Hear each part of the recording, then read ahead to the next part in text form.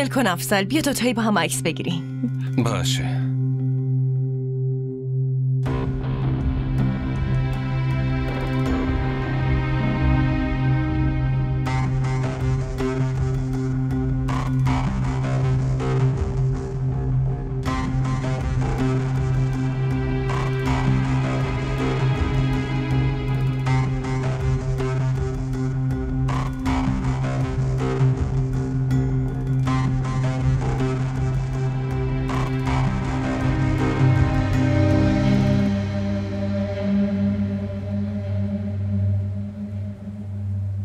چیزایی که انقدر با ذوق خریدی رو انداختی اینجا؟ مراسمی که براشون گرفته بودم تموم شد. دیگه بی ارزش شده. خبر داری که اینا همش از زحمت و خونه جگر خوردن منه؟ برای پول باید زحمت کشید دیگه. برای چی منت میذاری؟ نه اصلا. فقط به یه نتیجه رسیدم. هیچ چیزی برات ارزش نداره. نه آدما، نه عشق و نه پول. من فقط برای خودم ارزش قائلم. ماها چی؟ من، مسعود. آره شما هم همینطور. میدونی چیه تالان؟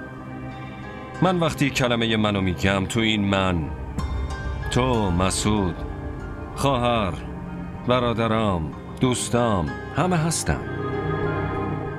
خوب بلدی با کلمات بازی کنی. تو هم بازی میکنی. بازی کردم ولی باختم. آخه مگه از خودم اختیار دارم؟ بابام گفت ترلان میخوام عقدت کنم. همینو تمام. باشه، حالا اگه قدرت تصمیم گیری داشتی چی ها؟ اون وقتی که اسمت هم نمی آوردم. اینو خوب میدونستم، ولی نگفتم اسم کیو میخوای بیاری. معلومه اسم یه آدم. تو اینه یه جنی آدم به این زشتی و چاقی. ولی دلم بزرگه. حالا باشه، به من چه؟ حرفت از هر جا شروع میشه آخرش به این نتیجه میرسی که به تو چه. میدونی مشکل ما دوتا کجاست؟ مشکل اینجاست که من تو رو بی اندازه دوست دارم.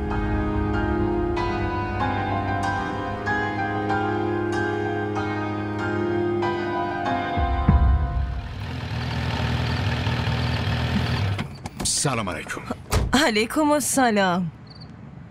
آبجی، تو که با اصحر عقد کرده بودی، این موقع شب با کمال چی کار میکنی؟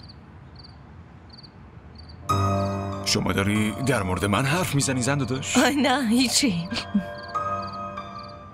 کمال بیا یه چای بخور بعد برو. نه باید برم دفتر. داداش اثر منتظره. بفرما. از الان داری تمرین کنی بشی زن داداش، خوبه؟ نه تا اینجا منو رسونده. گفتم زشته برای چای بهش تعارف نکنم. وای داداش. چطوری خنده داداش؟ خوبم داداش. حالا میتونم بپرسم سرکار الیه از کجا دارن تشریف میارن؟ میرید داخل یا میخواید همه حرفاتون رو اینجا بزنید؟ بفرمایید.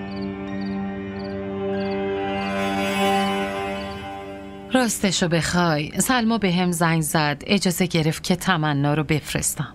معمولا دخترها تو این شرایط دلشوره میگیرن، دوستاشون دورشون باشن یکم دلگرم میشن. من هم از تمنا هم از شما ممنونم.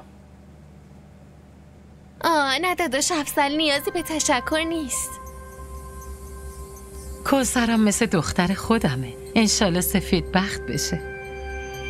آمین. آمین. چی شده ترلا؟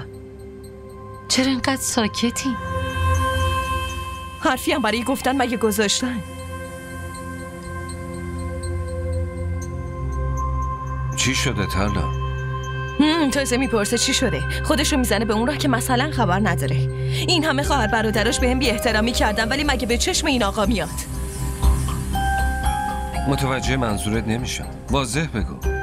کی جرأت کرده بهت بی احترامی کنه؟ تازه 2 روز این دختره رو عقد کردم، بعد آوردنش تو خواستگاری بشینه، بعد اون وقت من این مش پرتم کردن بیرون. اصلا اینجوری نیست آبجی ترلان. ساکت، تو یکی ساکت. دارم با شوهرم حرف میزنم. آخه کی به تو گفته که بپری وسط؟